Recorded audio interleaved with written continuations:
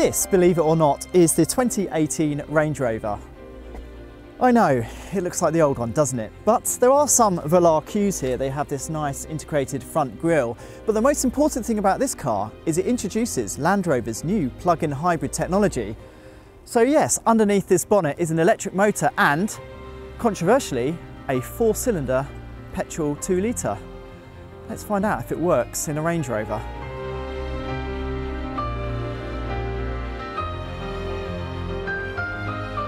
I say controversially because there hasn't been a 4-cylinder engine in a Range Rover since the mid-80s, when they foolishly put an Italian diesel into the Vogue SE, and it was pretty horrible. But anyway, let's ignore that for the moment, because from where I'm sitting now, this thing is seriously refined, and it should be, because Land Rover engineers said that they have focused on improving the refinement of what already was one of the most refined cars in its big luxury SUV class. Now let's run through the numbers. Land Rover has combined an 85 kilowatt electric motor with its 2-litre turbocharged 4-cylinder Ingenium motor.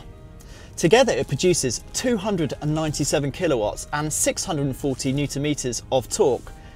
Now that's a huge amount, and on paper nothing but the 5-litre V8 supercharged version is quicker. This thing hits 100 kilometers per hour in 6.8 seconds and tops out at more than 230 kilometers per hour.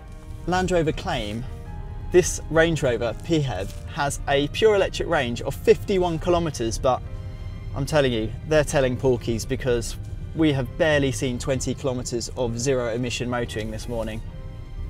Another sacrifice you have to make if you buy a Range Rover PHEV is it doesn't come with a spare wheel. That's a big problem for those people who actually take an SUV off-road. But in its place is a 13.1 kilowatt hour lithium-ion battery that supplies power to the electric motor. To charge it takes just 2 hours and 45 minutes, Land Rover says.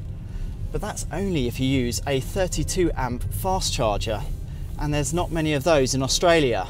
Plug it into a conventional wall socket and it takes well over 7 hours. The plug-in Range Rover is also said to average an incredible 2.8 litres per 100 kilometres and emit just 64 grams per kilometre of CO2. But to get those sorts of figures, you will have to plug this in every single day. But that said, if you have a short commute around town, you can actually beat those figures and spend your life on pure electric alone. Other changes to the 2018 Range Rover include a really swish infotainment system from the Velar. The infotainment system certainly looks the part, but I'm sorry, Audi still edges it just a little bit with its Google-based maps and its more intuitive nature. Land Rover Australia will price this full-size Range Rover PHEV from about $190,000, and that is a huge amount of money. But for some, the appeal of a, well, guilt-free luxury SUV will be too great, and I can understand from where I'm sitting.